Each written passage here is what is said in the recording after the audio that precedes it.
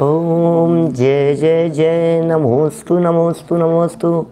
नमो अरिहंताणम, नमो सिद्धाणम, नमो आयरियाणम, नमो उपध्यायाणम, नमो लोये सवसाहुणम। वंदितु सवसिद्धे ध्रुवमचलमणो ममं गदिं पते। वोचामि समय पाहुडे मिणमो सुध केवली मणिदम। नमः समय साराय स्वानुभूत्या चकासते चित् स्वभावाय भावाय सर्वभावांतरच्छिदे। जिन स्वानुभूति से केरी मम स्वानुभूति मधिगिरी। श्री विमल धारा जैन श्रुत आनंद अमृत से भरी। समता प्रवाह बहावती रागादि विकल्प तोड़ी के। माँ सरस्वती प्रतिभाव वंदन दृष्टि निज में जोड़ी के। दृष्टि निज में जोड़ी के। ग्रंथराज समयसार जी यहाँ विराजमान है। आचार्य कुंद कुंद स्वामी की यह सुंदर उपकारी अनुपम रचना और उसमें भी कर्ता कर्म अधिकार माने कर्ता कर्म की चर्चा है। कौन किसका कर्ता है और कौन किसका कर्म है। ये कर्ता कर्म की इतनी सुंदर चर्चा है कि यदि ये समझ में आ जाए, ये कर्ता कर्म की चर्चा समझ में आ जाए तो अनादि मिथ्यात्व का क्रियाकर्म हो जाए। माने वो अनादि से जो मिथ्यात्व चला आ रहा है उस मिथ्यात्व की अंत्येष्टि हो जाए, उसका समापन हो जाए, फिर वो टिके नहीं और बना नहीं रहे। तो ये बड़ा सुंदर स्वरूप है। बहुत बड़ी मिथ्या मान्यता है जो अनादिकाल से चली आ रही है। बहुत बड़ी चीज़ है ये। मतलब सब बातें समझ में आती है, लेकिन कौन किसका करता है और क्या किसका कर्म है ये बात इसके समझ में नहीं आती। क्योंकि पूरी दुनिया में जो दिखता है वैसा है नहीं, और जैसा है वैसा इसको दिख ही नहीं सकता है। उसके लिए तो सूक्ष्म दृष्टि चाहिए। ये चर्म चक्षुओं से दिखेगा कैसे? उसके लिए दृष्टि कुछ अलग चाहिए अंतर की। तो यहाँ ये प्रकरण चल रहा है जिसमें न्याय शास्त्रों का कुछ हवाला दिया, ऐसा कह सकते हैं कि न्याय दीपिका वगैरह ऐसे जो ग्रंथ हैं, परीक्षा मुख, न्याय दीपिका, जिनमें बहुत न्याय की चर्चाएं की है, आप्त मीमांसा, आप्त परीक्षा, उनमें जिस तरह के न्याय बतलाए हैं, ये अमृत चंद्राचार्य की यहाँ टीका की स्टाइल में वही न्याय दिखता है। व्याप्य व्यापक संबंध, भाव्य भावक संबंध। अब एकदम तो शब्द इतने भारी लगते हैं, नए आदमी को सुन करके लगे पता नहीं है क्या समझा रहे हैं ये, लेकिन बहुत ईजी है। व्याप्य व्यापक जहाँ होगा वहाँ कर्ता कर्म संबंध होगा। भाई जो जिसमें व्यापेगा वही उसका कर्ता हो सकता है। मतलब 100% डिवोशन जिसका नहीं होगा तब तक वो कर्ता कैसे होगा? पूरी तरह से इन्वॉल्व होना चाहिए जो करने वाला होगा, अदरवाइज वो परफेक्शन से काम नहीं कर सकता है। 100% उसके लिए समर्पण चाहिए। और जिस वस्तु में काम हो रहा है वो वस्तु ही 100% हो सकती है, बाकी तो 100% कोई हो ही नहीं सकता है। मिट्टी के घड़े में मिट्टी ही 100% होगी, सोने के आभूषणों में सोना ही 100% होगा। तो इसलिए वही उसमें व्याप्ता है तो वही उसका कर्ता हो सकता है। तो ये बात कहने की ज़रूरत क्यों पड़ी? सुनार करता है, ये बात कहने की क्यों नहीं आवश्यकता थी? तो आचार्य देव ने कहा कि भैया सुनार करता है, यद्यपि ये व्यवहार से सत्य है, लेकिन ये अनादि से रूढ़ व्यवहार है।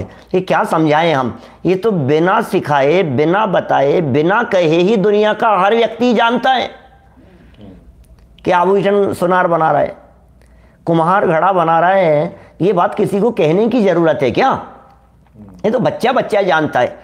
गांव गांव में बच्चा बच्चा इस बात को जानता है कि यदि कपड़े सिलाने हैं तो टेलर के पास में जाना पड़ेगा। तो इसलिए ऐसे अनादि रूढ़ व्यवहार को समझाने की यहाँ ज़रूरत नहीं है।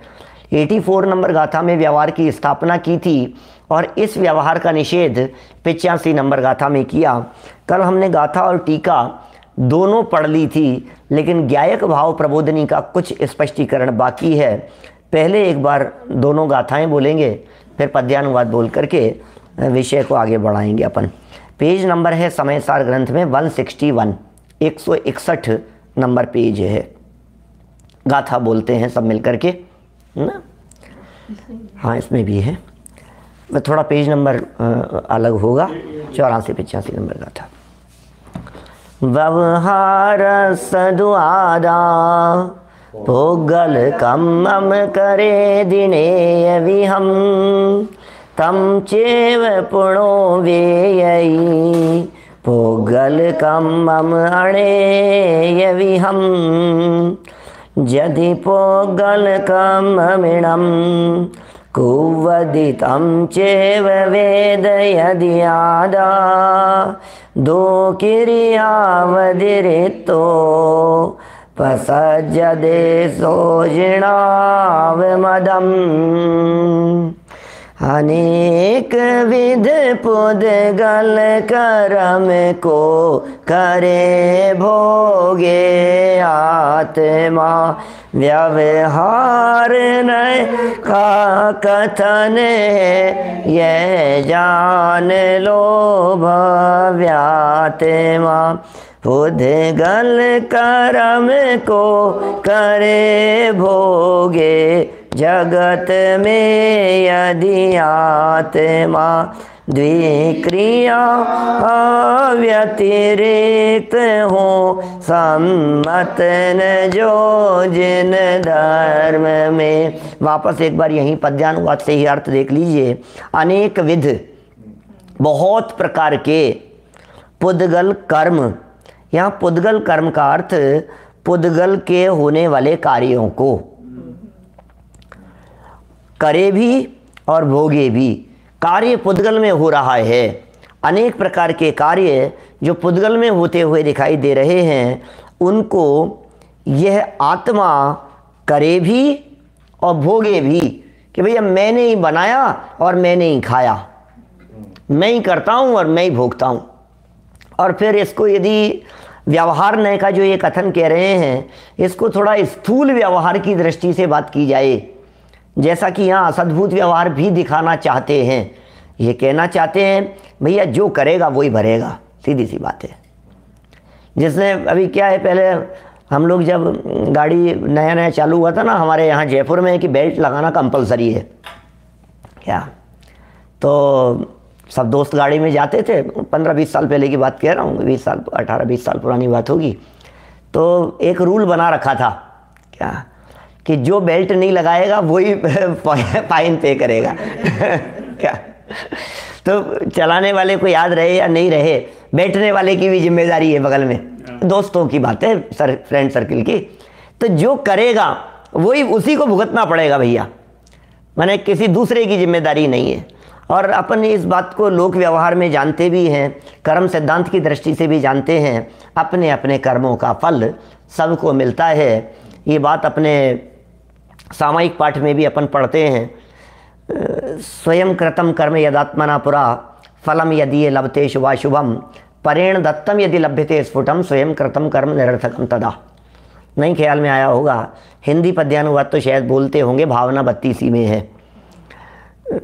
स्वयं किए जो कर्म शुभाशुभ फल निश्चय ही वे देते, करे आप फल देय अन्य तो स्वयं किए निष्फल होते। मैं करूं और फल कोई दूसरा देवे तो फिर मेरे किए हुए का क्या होगा, वो सब बेकार हो जाएंगे। इसका मतलब मैंने किया है उसका फल तो मुझे भोगना ही पड़ेगा।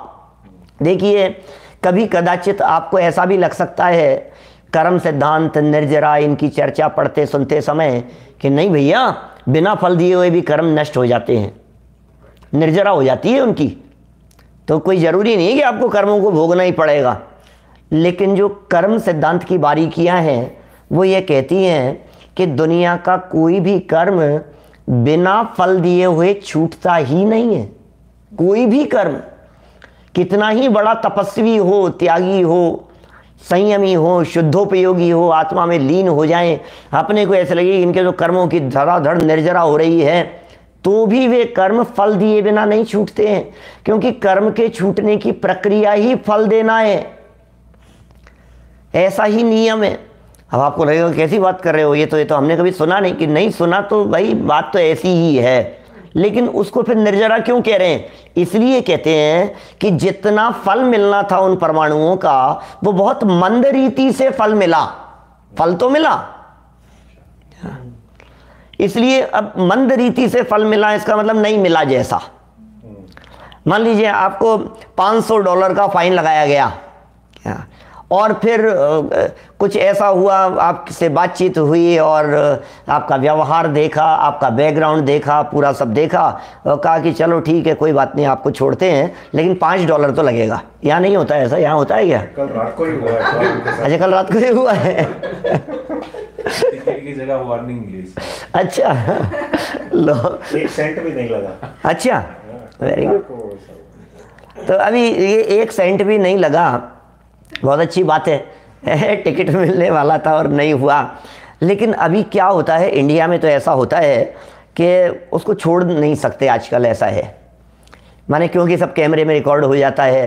फिर यदि उसका फाइन नहीं लगाया जाए तो ऐसा होता है कि आपने पैसे खा लिए होंगे, रिकॉर्ड में आ गया है, रिकॉर्डिंग में आ गया है, मैं कुछ नहीं कर सकता हूँ।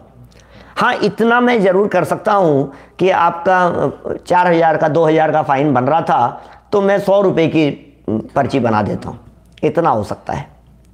तो मैं ये कहना चाह रहा हूँ, $500 का आपको फाइन लगना था और $5 लगा, तो आप कहेंगे कुछ नहीं हुआ यार, निपट गए, कुछ भी नहीं हुआ, ये कहेंगे ना, 500 में 5 क्या है। तो ऐसे ही जिसका फल बहुत बड़ा आना था वो फल बहुत कम आया, तो ये कहा जाता है कि फल नहीं मिला, उसे ही निर्जरा कह करके पुकारते हैं। लेकिन फल तो मिलेगा, और अपने किए हुए का फल अपने को ही मिलेगा। तो ये अपने किए हुए का अपने को मिलता है, ये बात समय सार भी कह रहा है। जो बात गोमट सार कह रहा था कि हाँ कह रहा है ना, समय सार गोमट सार का विरोधी थोड़ी नहीं है। समय सार और गोमट सार भले ही अनागर अनुयोगों के ग्रंथ हों, लेकिन विरोधी नहीं है एक दूसरे के। सेकंड लाइन में कह दिया व्यवहार नय का कथन है, बस। तो व्यवहार नय का कथन सच्चा होता है ना, क्या? हाँ हाँ सच्चा होता है। लेकिन एक बात समझ लेना, जब कहीं भी जिनवाणी में व्यवहार शब्द का प्रयोग मिले, इट मीन्स येलो लाइट है, अलर्ट। इसका मतलब सावधान करा रहे हैं। व्यवहार शब्द का प्रयोग ही सावधान कराने के लिए किया जाता है कि कहीं अटक मत जाना, कहीं इसको परमार्थ मत मान लेना, फैक्ट मत समझ लेना। काम चलाने के लिए बोलने में कोई ऐतराज नहीं है, तुम प्रतिपादन कर सकते हो, तुम कह सकते हो। माना तो खतरे की संभावना है, मौत हो सकती है। ये व्यवहार शब्द का प्रयोग बड़ा सोच समझ करके किया आचार्य। व्यवहार शब्द ही ऐसा ही है। अब इस व्यवहार शब्द को दुनिया के लोग रेड अलर्ट नहीं समझते हैं और उस व्यवहार को सच्चा मान लेते हैं, तो फिर मारे जाते हैं। व्यवहार माने रेड अलर्ट, अलर्ट, बस अलर्ट रहो। अच्छा व्यवहार है, ओके, सावधान रहना है इससे। मैंने सरल भाषा में उसको कह दिया कि भाई ये थोड़ा नुकसान पहुंचा सकता है। ये व्यवहार नय का कथन है, यह जान लो भव्य आत्मा, हे भव्य आत्माओं जान लो। तो आपने इसको व्यवहार क्यों कह दिया? परमार्थ क्यों नहीं है कि नहीं नहीं, पुद्गल कर्म को यदि करेगा और भोगेगा, 85 में कह रहे हैं, यदि पुद्गल कर्म को करेगा और भोगेगा ये आत्मा, तो फिर क्या दो काम करेगा क्या? अपना भी करेगा और पुद्गल का भी करेगा, डबल काम हो जाएंगे। इतना डबल काम करने वाला तो आज तक कोई हुआ नहीं इस जगत में। सब अपना अपना ही काम करते हैं और सब अपना अपना ही भोगते हैं। पूरी दुनिया की यही व्यवस्था है। कभी ऐसा नहीं होता कि आप किचन का काम करके कहते हो कि मैंने तुम्हारा काम कर दिया, चलो तुम्हारे काम में हाथ बटा देता हूं, कि नहीं, आप अपना ही काम कर सकते हैं, आप दूसरे का नहीं कर सकते। और भोगने में तो ये बात और अधिक क्लियर समझ में आती है, करने में फिर नहीं समझ में आवे, लेकिन भोगने में तो समझ में आती है कि मेरे यदि दाढ़ में दर्द हो रहा है तो दुनिया का कोई व्यक्ति उस दर्द की फीलिंग नहीं कर सकता, फील नहीं कर सकता उसे, मुझे ही महसूस करना पड़ेगा। मेरे यदि एक्सीडेंट हुआ है तो उसको मुझे ही भोगना पड़ेगा। भोगने में बहुत आसानी से समझ में आता है। कर्ता कर्म संबंध उसमें व्याप्य व्यापक की दृष्टि से कर्ता कर्म आसानी से समझ में आता है, और भोगने की दृष्टि से ये समझ में आता है कि व्यक्तिगत ही भोगेगा, ये बात भोगने में समझ में आती है। तो इस तरह द्विक्रिया अव्यतिरिक्त हो, अव्यतिरिक्त एक शब्द आया है, इसका क्या मतलब है? अव्यतिरिक्त, द्विक्रिया अव्यतिरिक्त हो, सम्मत न जो जिन धर्म में, माने द्विक्रिया एक हो जाएंगी, अव्यतिरिक्त माने एक हो जाना, मिल जाना, अभिन्न हो जाना, ये एक ही हो जाएंगी। ये अव्यतिरिक्त माने अतिरिक्त नहीं है, क्या अव्यतिरिक्त का अर्थ अतिरिक्त नहीं है, अव्यतिरिक्त, अव्यतिरिक्त ऐसा अर्थ होगा उसका, अव्यतिरिक्त तो अतिरिक्त नहीं होना। तो दो क्रियाएं अतिरिक्त नहीं होगी, माने दोनों क्रियाएं मिलकर के एक ही हो जाएगी। जबकि दो अलग अलग काम हैं, दो सेपरेट कार्य है, हमें इस जगत में वो सेपरेट कार्य नहीं दिखाई देते हैं, इसलिए दोनों क्रियाओं को एक मिला करके हम समझते हैं। ये महा अज्ञान है, ये महा मिथ्यात्व है। इसे आगे 86 के अंदर बहुत स्पष्ट किया है। मतलब ये सब द्विक्रियावादी की जो चर्चा चल रही है ना, इसे इन गाथाओं के अंदर क्लियर किया है कि भाई क्रियाएं एक की नहीं दो की समझ, ऐसा समझता दोनों ने मिलकर के किया, शिविर लगा तो ऐसा कहता है भैया ये तो अकेले का काम नहीं है, जो टीम वर्क है। तो टीम ने मिलकर के किया ना, तो टीम ने मिलकर के क्या क्या किया? वैसा टीम ने मिलकर के शिविर लगाया। अरे ये शिविर एक काम है ही नहीं, इस शिविर में आवास व्यवस्था ये अलग काम था, ये इन्होंने संभाला है। इस शिविर में भोजन व्यवस्था ये अलग कार्य था, ये इन्होंने संभाला है। इस शिविर का जो सिटिंग अरेंजमेंट था वो इन्होंने संभाला है, वो अलग काम था। अब ये कहता है शिविर सबने मिलकर के किया, सबने मिलकर के किया। अरे सबने मिलकर के जो तुम एक कार्य देख रहे हो वहाँ एक कार्य नहीं है कि साहब भोजन किसने बनाया, तो आपको ऐसा लगता है भोजन एक काम है, सबने मिलकर के बनाया है। भाई 8-10 फैमिली थी, हम लोग सबने मिलकर के बड़ा मजा आया। अभी हमारे स्मारक में क्या कर रहे थे, जब कोरोना चल रहा था ना, तो स्मारक में ठहरे हुए हमारे आकाश जी हैं, जिन कुमार जी हैं, और ये सब मिलकर के 10-12 विद्यार्थी जो थे, तो ये छत पर ऐसी पार्टी करते थे जिसमें सब मिलकर के खुद ही खाना बनाते थे। क्या तो कभी समोसे बना रहे हैं, समोसे कचौरी, कभी कुछ ऐसा ऐसा सब मिलकर के, तो कोई उसमें चटनी पीस रहा है, कोई आटा लगा रहा है, कोई तेल की कढ़ाई लगा करके बैठा है, वो अलग से। कभी आपने ऐसे फेसबुक वगैरह पर भी डाल देते थे वीडियो, कभी आपने देखे हो तो पुराने। तो सब ने मिलकर के किया भैया, सब ने मिलकर के किया। भोजन किसने बनाया है? खाना तो अब हमें बुलाया एक दिन कि भाई साहब आप आना क्या खाने के लिए। हम गए वहाँ, तो खाना खाने के हमने पूछे किसने बनाया, सब ने मिलकर के किया, ये सब ने मिलकर के भोजन बनाया। मैंने कहा सब ने मिलकर के बनाया। फिर किसी ने मेरे से पूछा कि भाई साहब ये जो मिठाई बनी है, ये जो चटनी कैसी बनी? तो मैंने कहा लगता है ये तुमने बनाई है। इसका मतलब सबने मिलकर के, सबने मिलकर के कुछ होता ही नहीं है। थोड़ी सी सूक्ष्मता में जाकर के देखोगे तो बात बिल्कुल स्पष्ट हो जाएगी। सामूहिक यात्रा की साहब हमने, सामूहिक यात्रा सबने मिलकर के की। तो सबने मिलकर के सामूहिक यात्रा की, कहाँ की? बोले शिखर जी की। क्या अच्छा, तो जब सामूहिक यात्रा में तो ऐसा होता होगा, किसी एक से नहीं चला जाता होगा तो फिर दूसरा उसकी जगह चल लेता होगा। क्या होता होगा उस सामूहिक यात्रा, कैसे होता होगा? सामूहिक माने क्या होता है? सामूहिक भोजन का आयोजन। तो सामूहिक भोजन में क्या होता होगा? सबका अपना हाथ, सबका अपना मुंह, सबकी अपनी थाली, सब अपने अपने हाथ से खा रहे हैं, स्वयं खा रहे हैं। अब फिर भी आप कह रहे होगे सामूहिक सब मिलकर के कर रहे हैं। ये आचार्य देव कहना चाह रहे हैं, तुम व्यवहार में कुछ भी कहो, परमार्थ तय तो एक क्रिया के कर्ता दो नहीं हो सकते, और दो क्रियाओं को एक व्यक्ति नहीं कर सकता। दोनों तरफा लगाना है यहां, दो क्रिया और एक कर्ता, ठीक है ना? दो क्रिया और एक कर्ता। अब एक क्रिया और दो कर्ता, एक क्रिया और दो कर्ता, बोले ये भी नहीं हो सकता। ये सब द्विक्रियावादी की मिथ्या मान्यताएं हैं। उसका यहाँ निषेध करना है कि पुद्गल कर्म को करे भोगे जगत में, यदि ये आत्मा उसको करे और भोगे, तो फिर ये दो क्रियाओं को एक मानने का प्रसंग आएगा, जो कि जैन धर्म में सम्मत नहीं है। ये जैन धर्म में मान्य है ही नहीं किसी का कार्य कोई दूसरा कर ले वे, ये असंभव। पहले वस्तु नक्की करो, वस्तु कौन सी है, फिर उसका काम देखो और फिर बतलाओ ये काम किसने किया। तो ये बातें स्पष्ट हुई। इसकी टीका कल हमने पढ़ ली थी, पूरी भी कर ली थी टीका। आज देखिए 163 नंबर पेज पर जहाँ टीका संपन्न हुई है, उसके जस्ट बाद में हम चलते हैं गायक भाव प्रबोधनी का, माने दादा के द्वारा किया गया स्पष्टीकरण क्या है इसके बारे में। बोल्ड लेटर्स जहाँ ख़त्म हो गए, इन्वर्टेड जहाँ पूरा हो गया है, उसके बाद देखो यहाँ ये कहा जा रहा है कि जिस प्रकार कुम्हार को घड़े का कर्ता और भोक्ता कहना वास्तविक न होकर अनादि का रूढ़ व्यवहार है, ये कहा जा रहा है। ये बात कह रहे हैं अभी 84 नंबर गाथा की दृष्टि से कि जिस प्रकार कुम्हार को घड़े का कर्ता और भोक्ता कहना कि कुम्हार ने किया, कुम्हार ने बनाया और उसी ने भोगा। आप ऐसा भी कह सकते हो कि नहीं, बनाता तो कुम्हार है और भोगते तो अपन है। तो ये तो फिर गड़बड़ हो जाएगी ना, आपका व्यवहार कहाँ लगा, ये अनादि रूढ़ व्यवहार कहाँ लगा। जो करेगा वो भोगेगा, ये बात तो नहीं लागू हुई।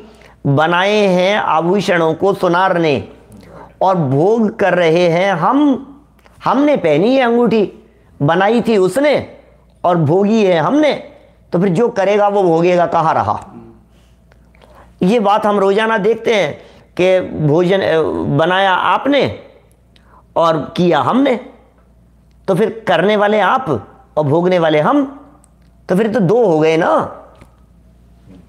जो करे वो भोगे, ये तो व्यवहार भी आपका नहीं लगा। व्यवहार में भी ऐसा ही हो रहा है पूरे दुनिया भर में कि किया किसी ने और भोगा किसी ने। बोले नहीं, पहले क्रिया समझो, क्रिया क्या है, कौन सा कार्य है। तो हमने कार्य 3 बतलाए थे पिछली गाथाओं में, प्राप्य, विकार्य, निर्वृत्य। आप अकेला सुनार ने जो काम किया है, सुनार ने विकार्य वाला काम किया है। जिसने खान में से निकाला उसने निर्वृत्य कर्म किया है, उत्पन्न किया, पैदा किया उसको, उसने निर्वृत्य कर्म किया। लेकिन कर्म 3 प्रकार के हैं।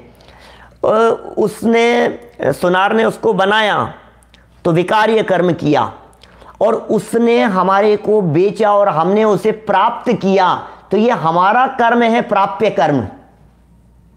क्या हमारा काम है वो। प्राप्य कर्म किसका है, जो प्राप्त करेगा। 3 प्रकार के कर्म है ना, निर्वृत्य, विकार्य और प्राप्य। तो प्राप्त करना भी कर्म है, और उस प्राप्य कर्म का कर्ता कौन है कि प्राप्त करने वाला। तो व्यवहार से हमने उसे प्राप्त किया, तो भोगा किसने कि जिसने प्राप्त किया उसने भोगा। तो जो करता है वही भोगता हो गया। व्यवहार की बात कर रहे हैं। अभी आप निर्वृत्य कर्म करने वाला कोई और था और भोक्ता कोई और था, तो आपको लगा कि भाई करने वाला, बनाने, उत्पन्न करने वाला तो ये है, भोगा इसने है, तो ये तो गड़बड़ हो गई ना। जैसे किसान ने गेहूं उगाए, तो निर्वृत्य माने होता है उत्पन्न करना। कुछ भी नहीं था, खाली जमीन थी, उसने बीज डाला और पैदा कर दिए साहब, ये निर्वृत्य कर्म है। कुछ भी नहीं था और नया उत्पन्न हो गया, ये निर्वृत्य कर्म हो गया। उसके बाद में किसी व्यापारी ने क्या काम किया, तो बोले व्यापारी ने उसको मॉडिफाई कर दिया, तो उसमें विकार्य कर्म किया। माने गेहूं खरीदे, गेहूं खरीद करके उसका आटा बनाया, गेहूं खरीद करके कुछ और बनाया, बिस्किट बनाया, जो भी बनाया, तो उसका फॉर्म चेंज कर दी। ये उसका काम है। कि आपका क्या काम है कि नहीं, हम तो किसान हैं, हम तो गेहूं उत्पन्न करते हैं, गेहूं उगाते हैं, गेहूं को विकृत। हाँ, तो उसने विकृत कर दिया, परिवर्तित कर दिया, विकार्य कर्म है। और तीसरा कर्म है प्राप्य कर्म, कि आप क्या करते हो कि कुछ नहीं करते। गेहूं में कुछ नहीं किया व्यापारी ने, जिसने ट्रेडिंग की है उसने कुछ नहीं किया, बस इधर से उठाया और इधर बेच दिया। ये तीसरा काम है। ये क्या है, ये प्राप्य कर्म है, ये व्यापारी का कर्म है। लेने देने की जो क्रिया है ये प्राप्य कर्म कहलाती है। हमने क्या किया उसे खरीद करके, क्या हमने क्या किया कि खरीदा नहीं, खरीदने में किया क्या ये तो बतलाओ। आप किसके खरीदने के करता है कि नहीं, खरीदने में किया क्या आपने, आपने उत्पन्न किया, आपने बनाया कि नहीं, खरीदा है हमने, तो हम खरीदने की क्रिया के कर्ता हैं, इसका मतलब उसके प्राप्त करने के कर्ता हैं। तो जो प्राप्त करने का करता है वो उसे भोगने का करता है व्यवहार की दृष्टि से। तो जो करेगा वही भोगेगा, ये बात यहां इस गाथा में कही गई है। ये जो लिखा है ना, मूल कुम्हार को घड़े का कर्ता और भोगता कहना, कि कुम्हार भोग रहा है कि देखो तुम जो देख रहे हो भैया, तुम ये देख रहे हो कि पानी किसने भरा, उससे पानी किसने पिया, अरे वो जो घड़ा बन करके तैयार हुआ है वो बहुत सुंदर बना, तो उसके विकल्प को किसने भोगा, व्यवहार से कुम्हार ही भोग रहा है। मैंने बोला यार बहुत ही सुंदर बना है, मजा ही आ गया। तो जो कर रहा है वो भोग रहा है, व्यवहार की बात कर रहे हैं। व्यवहार नए से कुम्हार ही घड़े को करता है और कुम्हार ही उस घड़े का भोगता है।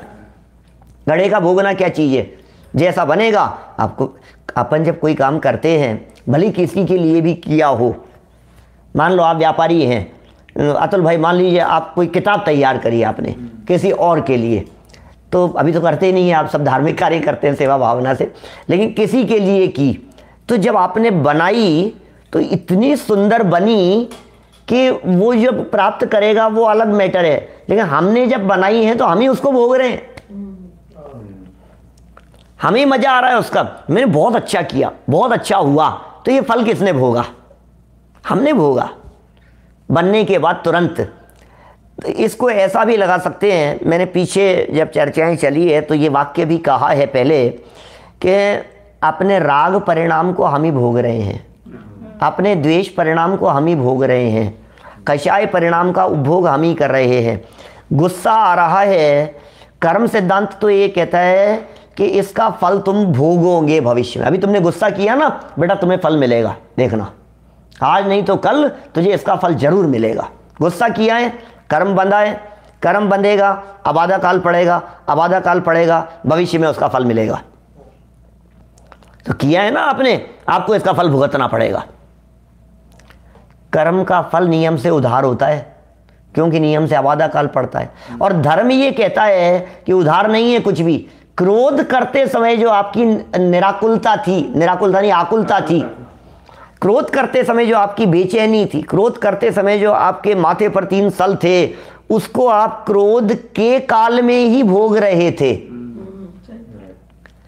तो समय सार ग्रंथ ये कह रहे हैं जिस पर्याय ने किया उसी पर्याय ने भोगा। पर्याय भी 2 नहीं है, क्रोध करने वाली पर्याय कोई और फल भुगतने वाली पर्याय कोई और, ऐसा नहीं हो सकता है, दोनों एक ही है। क्रोध करने वाली पर्याय और फल भुगतने वाली पर्याय 2 नहीं है, एक ही होती है। इसका मतलब कर्ता और भोक्ता ये दोनों एक ही होते हैं, ये बात बतलाना चाह रहे हैं। 2 अलग अलग कर्ता भोक्ता मानना ये बहुत बड़ी भूल है ना। हर्षवर्धन जी साहब देखो क्या लिख रहे हैं यहाँ, देखो भाई यहाँ ये कहा जा रहा है कि जिस प्रकार कुम्हार को घड़े का कर्ता भोक्ता कहना ये वास्तविक नहीं है, ये कहा जा रहा है इस पूरे प्रकरण में, वास्तविक न होकर, तो फिर वास्तविक नहीं है तो फिर बोलते क्यों है कि नहीं, ये व्यवहार है और ये रूढ़ है, ये व्यवहार, और रूढ़ भी अनादिकाल से है, आज से नहीं है, हजारों लाखों वर्षों से, अरे अनादिकाल से भी कह सकते हैं हम। जब से घड़ा बनता आया है तब से उस घड़े को बनाने वाला का नाम कुम्हार ही है, यह अनादि रूढ़ व्यवहार है। उसी प्रकार आत्मा को पौद्गलिक कर्मों का कर्ता भोक्ता कहना भी, अब ये क्या कह रहे हैं, कर्म का कर्ता भोक्ता कहना भी, ये कैसी बात कह रहे हैं, कर्म का कर्ता भोक्ता कहना भी अज्ञानियों का अनादि संसार से प्रसिद्ध व्यवहार है। ऐसा वाक्य कहकर के पूरे कर्म कांड को, पूरे गोमट सार को व्यवहार के खाते में डाल दिया। ये समय सार है, ये समय सार ग्रंथ की दृष्टि से वो पूरा ग्रंथ गोमट सार, कर्म कांड, जीव कांड सब बोले सब व्यवहार के खाते में डाले, सब व्यवहार है, अनादि रूढ़ व्यवहार है। ये दुनिया ऐसा कहती रहे, हमारे वीतरागी संतों ने भी कहा होगा, लेकिन अनादि रूढ़ व्यवहार है। ये बातें समझाने की जरूरत नहीं है, हिंदू मुसलमान सबके समझ में आती है, इसने किया था इसका फल मिलेगा, और सब इस बात को अच्छा भी मानते हैं जिसको जिसका फल मिले इसको सब अच्छा भी मानते हैं। हत्या किसी व्यक्ति ने की हो और फल कोई दूसरा व्यक्ति भोगे, ऐसे दुनिया तो नहीं यार, ये तो पार्शलिटी है, तो सही नहीं है, तो बिल्कुल सारी दुनिया उंगली उठाएगी, ऑब्जेक्ट करेगी उसे। दुनिया का हर व्यक्ति, मुसलमान व्यक्ति भी यही कहेंगे बहुत अच्छा है। न्याय तो यहाँ देखो आप, उनके मक्का मदीना में होते हैं इस तरह के। उस तरफ किसी व्यक्ति ने चोरी की तो उसके हाथ काट दिए जाते हैं, ऐसा सुनते थे पहले तो हम। मैं इतनी बड़ी सज़ा देते हैं कि दुनिया में कोई व्यक्ति दोबारा चोरी करने के लिए हाथ नहीं बढ़ा सके। एक बार में ऐसी सज़ा दे दी एक व्यक्ति को, अब दुनिया में कोई व्यक्ति दोबारा वो अपराध नहीं कर पाएगा। तो जो करेगा उसको फल मिलना चाहिए, प्रकृति की व्यवस्था यही है और एक आम आदमी की धारणा भी यही है। दूसरा व्यक्ति उस फल को नहीं भोग सकता है, कानून में यही होता है। अपने हिंदुस्तान तो कह सकता हूँ अपन लोगों के बीच में, क्योंकि सब अपन हिंदुस्तानी है। तो अपने क्या होता है बोलो, एक व्यक्ति ने हत्या की, काल्पनिक एग्जाम्पल देता हूँ मैं बना करके हमेशा, कि एक व्यक्ति ने हत्या की, 22-24 साल का लड़का था और केस चला। केस चलने पर मजिस्ट्रेट ने उसे उम्र कैद की सज़ा सुना दी। वास्तव में वो हत्यारा था, सज़ा सुना दी। उसके पिताजी उसके पैरों में पड़ गए, प्लीज़ बच्चे का जीवन खराब हो जाएगा, इसकी ज़िंदगी बिगड़ जाएगी, जवान लड़का है 20-22 साल का, हो गई इससे गलती, जो भी हुआ हो, आपको तो सज़ा देने से मतलब है ना, मुझे दे दो ना सज़ा उसकी जगह। बोलो मान जाएगा, हो जाएगा? भाई मैंने तो अपनी काट ली है, कोई बात, मैं तैयार हूं ना भोगने के लिए। आपको सज़ा देनी है, एक व्यक्ति को सज़ा देनी है, अपराध की सज़ा देनी है, आपको कलम ही तो चलानी है और करना क्या है, इसकी जगह मुझे दे दो। लेकिन संविधान ये कहता है, कानून ये कहता है, दुनिया का हर व्यक्ति ये कहता है कि नहीं, सज़ा देने से मतलब नहीं है। जिसने अपराध किया था उसकी फीलिंग में ये बात आनी चाहिए कि मेरे द्वारा ये गलत काम हुआ है। और वो कैसे आएगा? पनिशमेंट किस लिए दिया जाता है? उसकी फीलिंग में ये बात आनी चाहिए कि मैं दोबारा नहीं करूंगा, मैंने क्या भुगता है। तो जिसने किया है उसी को फल मिलेगा। पिताजी कितने भी गिड़गिड़ाते रहें, पैरों में पड़ जाएं, हाथ पांव जोड़े मजिस्ट्रेट के कि प्लीज बच्चे की जिंदगी खराब मत करो, मैं सजा भुगतने को तैयार हूं, नहीं भैया, नहीं हो सकता है। जिसका फल जिसी को मिलेगा, यह अनादि रूढ़ व्यवहार है ये, और प्रसिद्ध है ये। आत्मा को पौद्गलिक कर्मों का कर्ता भोक्ता कहना भी अज्ञानियों का व्यवहार, अज्ञानियों का अनादि प्रसिद्ध व्यवहार कह रहे हैं। दादा ने स्पष्टीकरण करते हुए लिखा है, देखो ध्यान देने की बात है। वाक्य तो पढ़ गए भाई आनंद, ये वाक्य तो पढ़ लिया हमने, लेकिन इसमें जो छिपी हुई बात है जिसको हाईलाइट करना है, ये दादा की टीका की व्यवस्था, मतलब बहुत ब्यूटी है इसकी, ये उसको बिल्कुल क्लियर कर देते हैं उसे। आप ऐसे फ्लो में पढ़ जाओ, ध्यान देने की बात है तो अलर्ट हो गए अपन। क्या है ध्यान देने की बात? यह है कि इसे ज्ञानियों का नहीं, अज्ञानियों का व्यवहार बताया गया है। घड़ा खरीदने के लिए कहाँ जाना है? कि कुमार के पास में जाओ, कि अज्ञानियों का व्यवहार है। तो फिर ज्ञानी कहाँ जाता होगा घड़े खरीदने के लिए? जब आप ये व्यवहार कह रहे हो अज्ञानियों का, तो ज्ञानी क्या करता होगा? हमें यदि अपनी गाड़ी में गैस भरवानी है, डीजल पेट्रोल डलवाना है, तो पेट्रोल पंप पे ही जाना पड़ेगा ना। हम दूध वाले की दुकान पर नहीं जा सकते कि भैया दूध डाल दो इसमें, नहीं हो सकता। तो ज्ञानी कहाँ जाता हो? ये तो अज्ञानी का व्यवहार कह रहे हो कि भैया अज्ञानी पेट्रोल डलवाने के लिए पेट्रोल पंप पर जाता है, तो ज्ञानी क्या करता होगा? अज्ञानी पेट भरने के लिए भोजन करता है, तो ज्ञानी क्या करता होगा? तो फिर अज्ञानी का क्यों कह रहे हो? ये तो सबका ही हो गया ना, ये व्यवहार तो, ये व्यवहार तो सबकी ही क्रिया हो गई। कह रहे नहीं नहीं नहीं, सुनो एक बार ध्यान से देखना। ध्यान देने की बात यह है कि इसे ज्ञानियों का नहीं, अज्ञानियों का व्यवहार बताया गया है। भले ही ज्ञानी भी प्रयोजन विशेष से इस प्रकार के व्यवहार में प्रवर्तित होते हो, ज्ञानी भी इस व्यवहार में प्रवर्तित होते हैं, और होते हैं प्रवर्तित, और प्रयोजन विशेष से होते हैं। कोई प्रयोजन होगा तो ज्ञानी भी खाएगा पिएगा, नहाएगा धोएगा, दुनिया के काम करेगा, बिल्कुल ज्ञानी का प्रवर्तन। कभी कभी तो अपने ऐसा भी कहते हैं, संजय जी ऐसा इस तरह की भी बात करते हैं कि भाई ये जो व्यक्ति है ना, ज्ञानी हो या अज्ञानी हो, फोटो खींचो, वीडियो रिकॉर्डिंग करो तो आपको एक जैसे ही दिखेंगे। जैसा पहले करता था वैसा ही बाद में करता है। क्या फर्क दिखाई दे रहा है दोनों में? कुछ भी अंतर नहीं दिखेगा आपको। कोई मिथ्या दृष्टि जीव और सम्यक दृष्टि जीव, क्या फर्क दिखाई देगा आपको? चौथे गुणस्थान वाले की बात कर रहे हैं, क्योंकि चौथा गुणस्थान सम्यक दर्शन की प्राप्ति माने अंदर की क्रांति है। चौथा गुणस्थान सम्यक दर्शन की प्राप्ति माने अंदर से सब कुछ बदल गया और बाहर से कुछ नहीं बदला। क्षितिज भाई, अभी बैठे बैठे यदि सम्यक दर्शन हो जाए आपको तो 10 मिनट पहले जैसे बैठे थे बाद में भी वैसे ही बैठे हैं, सामने वाले को क्या फर्क पड़ेगा? और यहाँ यदि कैमरे लगे हुए हैं और रिकॉर्ड हो रहा है तो बोले देखना जरा कैमरे के अंदर, बारीकी से देखना रिकॉर्डिंग के अंदर सम्यक दर्शन कब कब पकड़ में आता है। बोले आएगा ही तो इतना भी बारीकी से उसको पकड़ने की कोशिश करो वो दिखेगा ही नहीं, क्योंकि सम्यक दर्शन क्रिया से नहीं दिख रहा है, प्रवृत्ति से नहीं दिख रहा है, ये कुछ अंदर की चीज है। अंदर से तो पूरी दुनिया हिल गई है, श्रद्धा बदल गई है, इसका मतलब सब कुछ बदल गया है। श्रद्धान बदलने का मतलब क्या है? सोचो तो सही आप। श्रद्धान बदलना अपने आप में एक बहुत बड़ी क्रांति है। श्रद्धा बदलना, ये कह रहे हैं ज्ञानी भी प्रयोजन विशेष से इस प्रकार के व्यवहार में प्रवर्तित होते हों, इस प्रकार की भाषा का उपयोग करते हों। कदाचित अज्ञानी, ज़्यादा पढ़ने लिखने वाला, डेढ़ अकल, डेढ़ होशियार, समझदार व्यक्ति ये कहे अरे नहीं नहीं ये सब परद्रव्य हैं क्या, और ज्ञानी ये कहे कि नहीं मेरा है। ऐसा हो सकता है। अज्ञानी मिथ्या दृष्टि स्वाध्यायी ये कहेगा कि नहीं नहीं मेरा नहीं है जी, ये तो सब पर है, सब परद्रव्य है। ये तो क्या कर रहा है? वो भाषा बोल रहा है जनवाणी के अनुसार, देखा देखी भाषा बोल रहा है, शब्द प्रयोग तो कर रहा है जनवाणी के, लेकिन उसके हृदय में बैठ करके देखो तो कूट कूट करके मान्यता भरी हुई है कि ये मेरा ही है।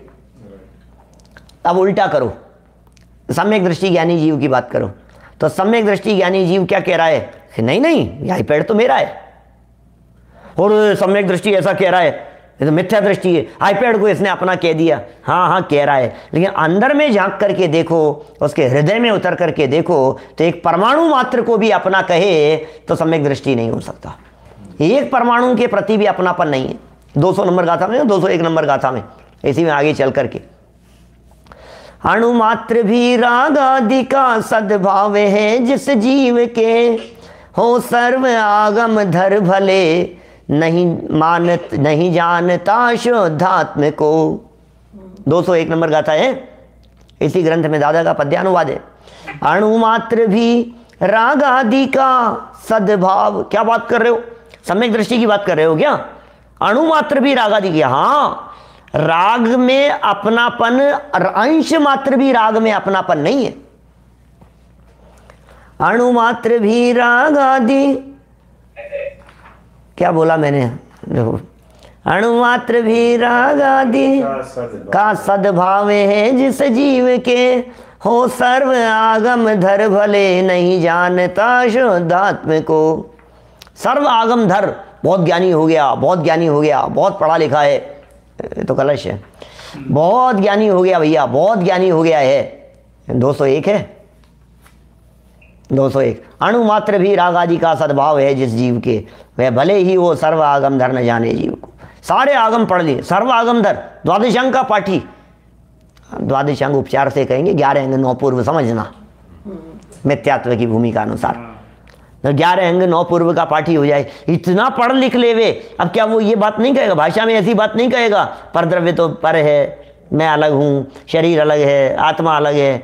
भाषा बोलते हुए भी, ऊपर से ऐसी भिन्न भिन्न भाषा का प्रयोग करते हुए भी, क्योंकि 11 अंग 9 पूर्व का पाठी कोई साधारण नहीं होता। 11 अंग 9 पूर्व के पाठी का जो चिंतन सोच होती है और उसका जो प्रतिपादन होता है, बोलने का तरीका होता है। टोडरमल जी साहब ने तो ऐसा लिखा, अरे ऐसा प्रतिपादन करे, 237 नंबर पेज पर, मोक्ष मार्ग प्रकाशक 237 नंबर पेज, उन्होंने कहा इस तरह का एग्जाम्पल देकर के चर्चा की और फिर सिद्धांत में घटित किया कि प्रतिपादन ऐसा करे मुख से, गृहीत मिथ्यात्वी कुगुरु मुख से प्रतिपादन ऐसा करे कि सामने वाला उसके उपदेश को सुनकर के सम्यक दृष्टि हो जाए और खुद मिथ्या दृष्टि। क्या बात कर रहे हो? हाँ, ऐसा हो जाता है। और उन्होंने उसके लिए एग्जाम्पल दिया। अभी हम लोगों ने प्रश्न भी पूछे हैं इस तरह के उसमें, मोक्ष मार्ग प्रकाशक में। कितना आप लोगों ने उसको बारीक, वहाँ तक नहीं पहुँचे, अभी पहुँच गए क्या पता नहीं। 7वें अध्याय की बात है। 50 तक हैं? हाँ, तो अभी तो आगे है थोड़ा। तो बहुत ही सुंदर। वहाँ बोले कि ये एग्जाम्पल किसके लिए आया है, ये चर्चा किसके लिए है?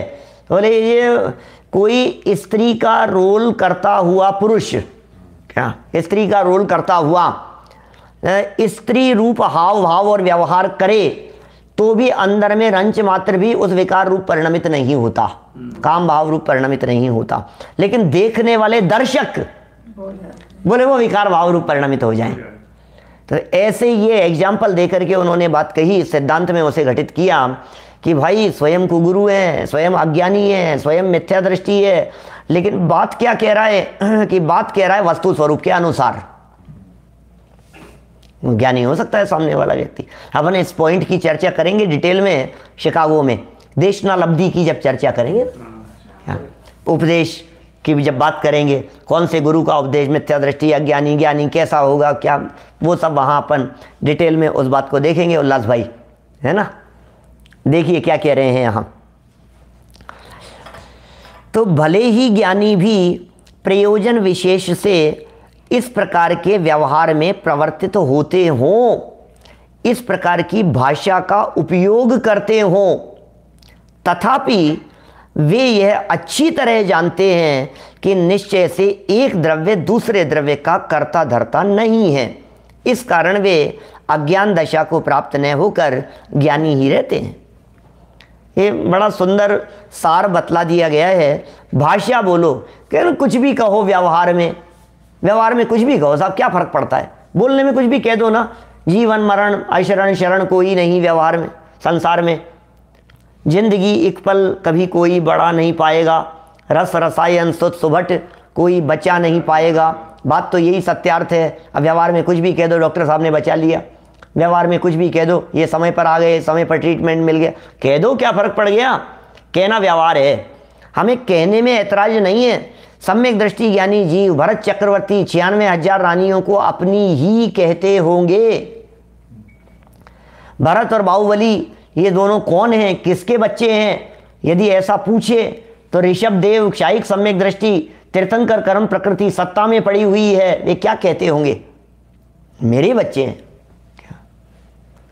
मारीची कौन है ये, तो भरत जी क्या कहते होंगे, मेरा नहीं है, मेरा नहीं है, ऐसा बोलते होंगे। तो सुनता नहीं है, लोगों ने ऑब्जेक्शन किया होगा, मान लो ये किसका लड़का है, अज्ञानी तो अखबार में दे देता है, अज्ञानी तो अखबार में दे देता है, मेरा नहीं है भैया, इससे मेरा कोई संबंध नहीं है, ये मेरा नहीं है। वे सच्ची घटना है, मैंने एक बार बतलाई भी थी प्रवचन में। हमारे रिलेटिव हैं और घूमने गए हुए थे हम लोग किसी जगह पर, तो उनका एक बच्चा था, बहुत शैतान था, 2-1 साल का बच्चा। तो एक दुकान पर जाने पर काफ़ी लोग थे दुकान में, काफ़ी लोग देखने के लिए आए हुए थे, कोई टूरिस्ट प्लेस था, कहीं शिमला विमला की बात है कहीं की। तो वो बच्चा दुकान में जाते ही उसने बहुत सारा सब कुछ फैला दिया इसको गिराया, उसको गिराया, ये सब तोड़ फोड़ कर दी। तो बच्चे की जो मम्मी थी उसने कहा ये किसका बच्चा है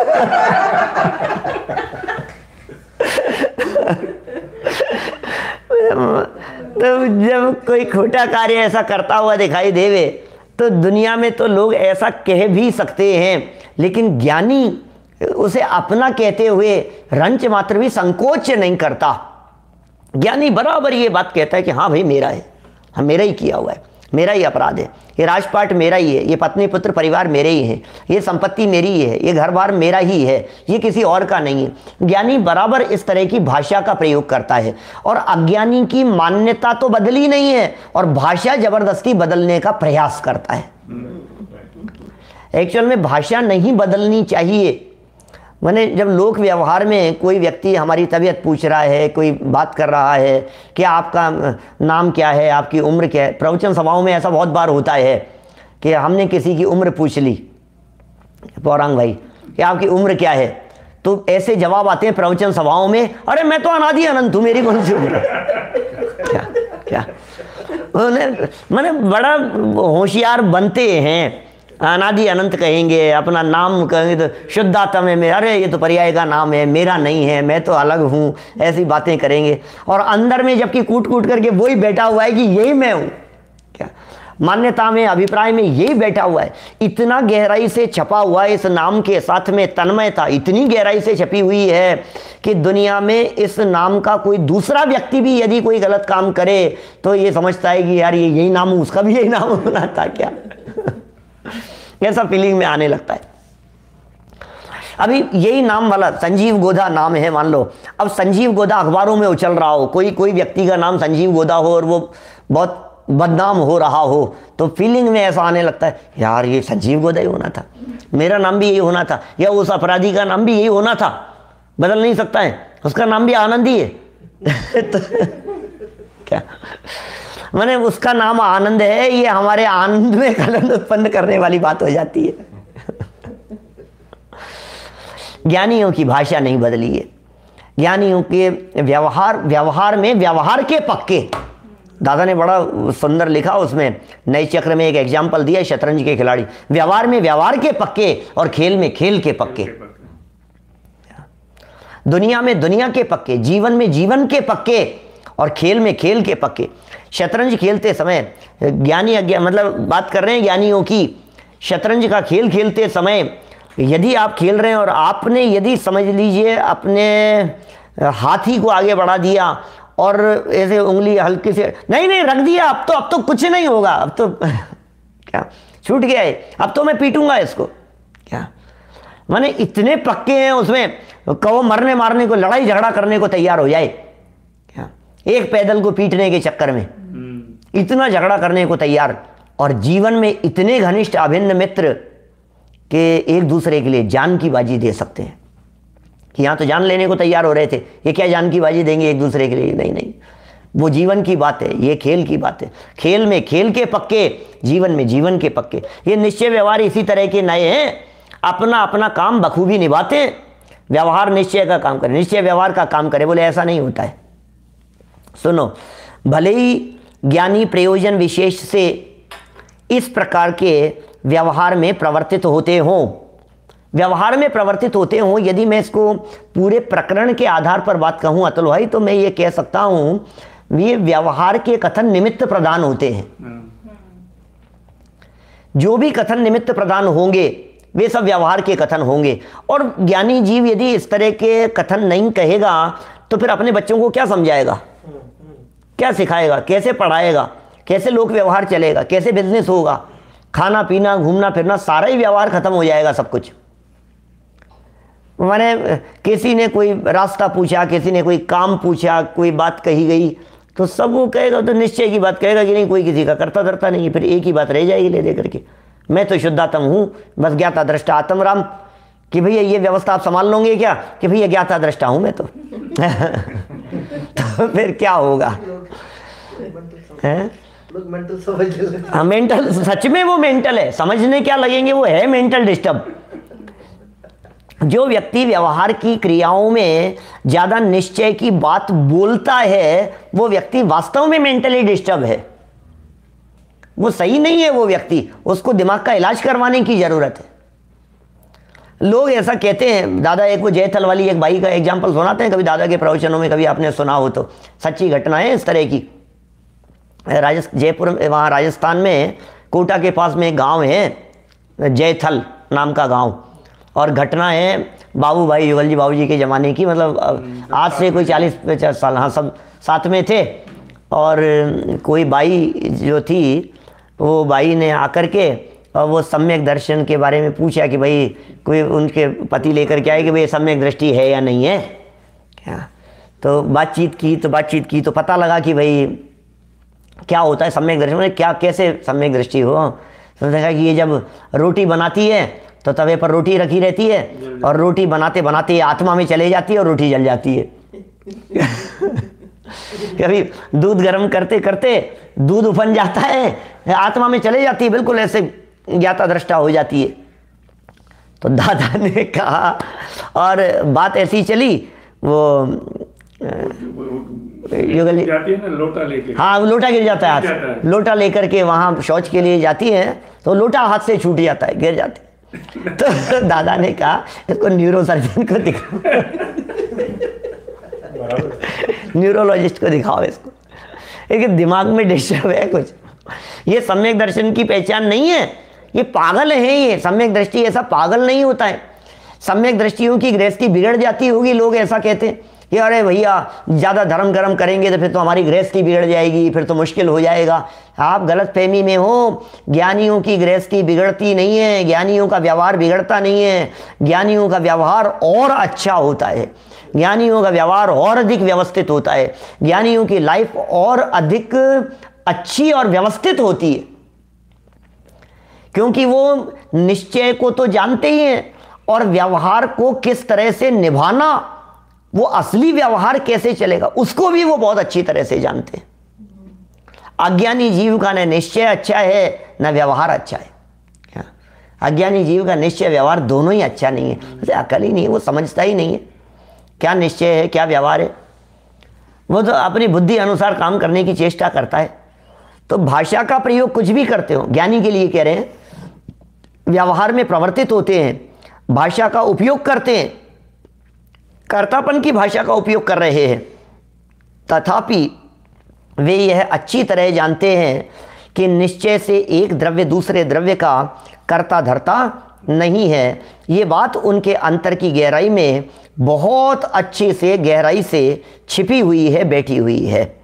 तथापि ये तो पढ़ लिया ना अपन ने, अच्छी तरह से जानते हैं कर्ता धर्ता नहीं है। इस कारण वे अज्ञान दशा को प्राप्त न होकर ज्ञानी ही रहते।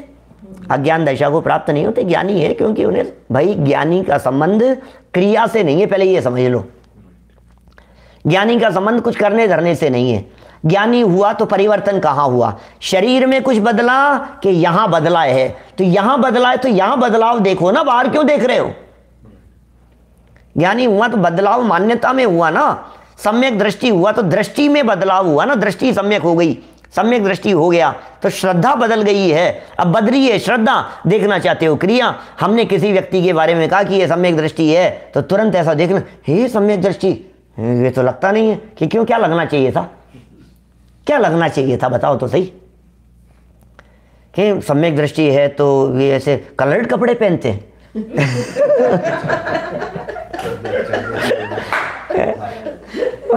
ऐसे ये तीन उगेंगे क्या, उसके क्या होगा।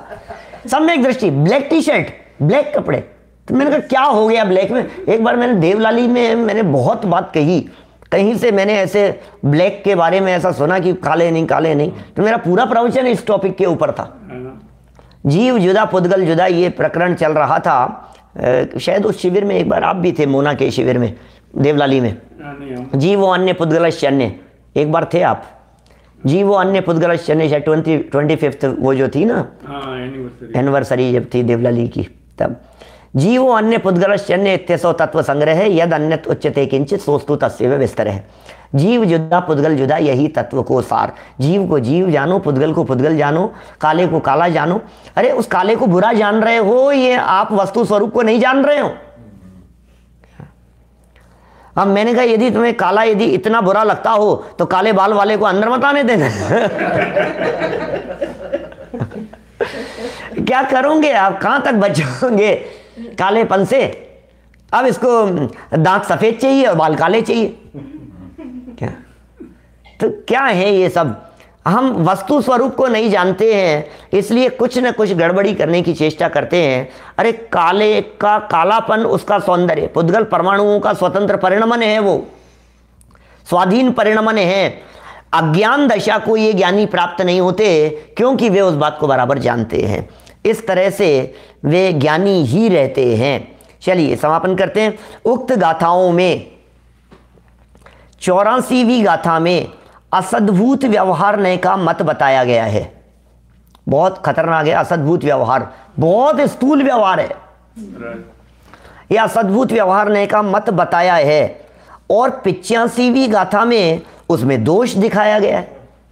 ये समय सार किसका लिखा हुआ है, समय सार किसका लिखा है, ये आत्मख्याति किसकी लिखी हुई है, अमृत चंद्राचार्य देव की। पक्का अभी अमृत चंद्राचार्य देव से पूछो तो 278 कलश में कहते हैं लास्ट में जाकर के वो क्या कह रहे हैं? ये तो पुद्गल का परिणाम है, मेरा नहीं है। तो हम कह रहे हैं अमृत चंद्राचार्य देव की है, और अमृत चंद्राचार्य देव कह रहे हैं मेरी नहीं है। कह रहे ये अमृत चंद्राचार्य देव की है, ये अनादि रूढ़ व्यवहार है, ये बताने की जरूरत नहीं है, ये बच्चा बच्चा जानता है। बताया उसे जाता है जो दिख नहीं रहा हो, चर्चा उसकी की जाती है जो दिखता नहीं हो। क्या माने, मेरी जगह यदि अभी दादा कह रहे होते तो दादा ये कहते कि ये बच्चे का स्कूल में एडमिशन कराने पर बाप का नाम क्यों लिखा जाता है? कि इसलिए लिखा जाता है, वो निमित्त क्या किया, क्या है उसने? माँ ने 9 महीने गर्भ में रखा, 18 महीने गोद में रखा, उसको गीले में खुद सोई, उसको सूखे में सोला, जो भी किया उसका सब कुछ उसके लिए किया, फिर भी नाम नहीं है कहीं भी उसका। नाम पिता का, किसका बेटा है? गोत्र पिता की। भाई दो परिवारों से आए हैं ना, अलग अलग परिवार से, और दोनों के गोत्र अलग अलग थे, तो दोनों के संयोग से जो बच्चा हुआ, अब उसको सरनेम किसका मिलेगा? फादर का। कि क्यों? माँ का क्यों नहीं? तो कहा ये इस माँ का बच्चा है, ये बताने की जरूरत नहीं है, तो दुनिया जानती है कि इसका बेटा है। क्या क्या मैं नहीं कह रहा हूं, दादा का उदाहरण है। क्या क्या माने ये बताने की जरूरत थोड़ी ना है। जिसने गर्भ में रखा है, जो उसको गोदी में लेकर के घूम रही है, जो पाल रही पोस रही है, ये तो सारी दुनिया समाज सब जानते हैं कि ये इसका बच्चा है, लेकिन इसका पिता कौन है? क्या ये छिपी बात है, ये गर्भित बात है, वो बताया जाता है। यहां समय सार में ये कह रहे हैं कि घड़ा कुम्हार ने बनाया है, बोले ये कहने की जरूरत क्या है, हमें ये बतलाओ। ये तो बिना सिखाए ही हर व्यक्ति ये कहेगा कुम्हार ने बनाया, कुम्हार, दुनिया का हर व्यक्ति जानता है, इसमें क्या हो गया? बताने की बात तो ये है कि कुम्हार के घड़ा बनाने के काल में भी कुम्हार घड़े का करता नहीं है, क्या मिट्टी घड़े का करता है। ये परमार्थ की बात है, ये उपादान की बात है। तो निमित्त प्रधान कथन जो होंगे वो सब व्यवहार में से किए जाएंगे, और उपादान की मुख्यता से जहाँ कथन होंगे वो सब निश्चय के कथन होंगे। और ज्ञानी जीव निश्चय की बात को स्वीकार करता है, भले ही कथन में व्यवहार का प्रतिपादन हो। प्रतिपादन व्यवहार में भले ही होता रहे, निश्चय का श्रद्धान उसे बराबर होता है। तो उक्त गाथा में असद्भूत व्यवहार का मत भी बतलाया है, फिर दोष भी बतलाया है। तो गलत है क्या 84 नंबर गाथा?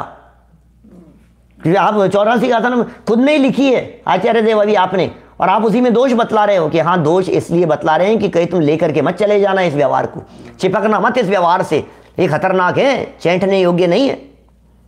85वीं गाथा में उसमें दोष दिखाया गया है। कहा गया है कि यदि व्यवहार नहीं के कथनानुसार आत्मा को पुद्गल कर्म का कर्ता भोक्ता माना जाएगा, व्यवहार के अनुसार आत्मा को यदि पुद्गल कर्म का कर्ता भोक्ता माना जाएगा तो द्विक्रियावादित्व का प्रसंग आएगा।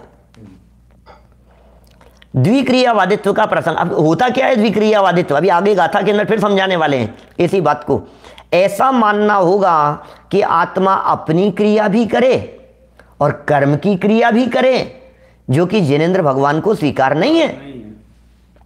जिनेंद्र भगवान के मत में ये बात नहीं है, और जिनेंद्र भगवान के मत में ये बात नहीं है, इसका मतलब ये हो गया वो जैन नहीं है जो इस बात को नहीं मानता है। अज्ञानियों की बात हो गई। देखो भाई, यहां द्विक्रियावादी को सर्वज्ञ के मत के बाहर कहा है। हो आनंद भाई, जैन नहीं है हम, जैन नहीं है हम। जैन होकर के भी, जैन कुल में जन्म लेकर के भी यदि हमने वीतरागता को नहीं पहचाना, यदि हमने जिनेंद्र देव के स्वरूप को नहीं पहचाना, यदि हमने अकर्तावाद की बात को नहीं जाना, यदि हमने दो द्रव्यों की स्वतंत्रता को नहीं जाना, तो जैन नाम भले ही कहें लेकिन जैन कहलाने के योग्य नहीं है, सर्वज्ञ के मत के बाहर हैं। कैसे सर्वज्ञ का अनुयायी? आप सर्वज्ञ के शिष्य कैसे हो सकते हो? सर्वज्ञ तो कुछ और कहते हैं और तुम कुछ और कह रहे हो, नहीं हो सकता है, सर्वज्ञ के मत के बाहर है। इसका तात्पर्य यह है कि जो ऐसा मानते हैं कि हम अपना काम तो करते ही हैं, पर का काम भी करते हैं दुनिया है, अपना काम तो करते ही हैं, पर का काम भी करते हैं, वे सभी द्विक्रियावादी होने से सर्वज्ञ के मत के बाहर हैं। वे सारे लोग द्विक्रियावादी होंगे, सर्वज्ञ के मत के बाहर हैं। और इस बात को 85वीं गाथा में द्विक्रियावादी को मिथ्या दृष्टि बताया गया है। अब ये प्रश्न उपस्थित होता है कि द्विक्रियावादी को मिथ्या दृष्टि क्यों कहा जा रहा है, ये द्विक्रियावादी जीव मिथ्या दृष्टि क्यों है? इस प्रश्न के उत्तर में 86वीं गाथा का जन्म कल सुबह होगा 7 बजे। यहाँ डलास CST टाइम की बात कर रहा हूँ, भारतीय समय तो ठीक 5:30 बजे शाम के समय ये चर्चा चलेगी। लगभग 1.5 घंटे बाद में हम दोबारा मिलेंगे संयम प्रकाश की चर्चा के लिए। निज निधि निज में बताई, यह अनंत उपकार है, उसके लिए जिन वाणी माँ को वंदना शतबार है, वंदना शतबार है। नमो हरिहंताणम, नमो सिद्धाणम, नमो हरिहंताणम।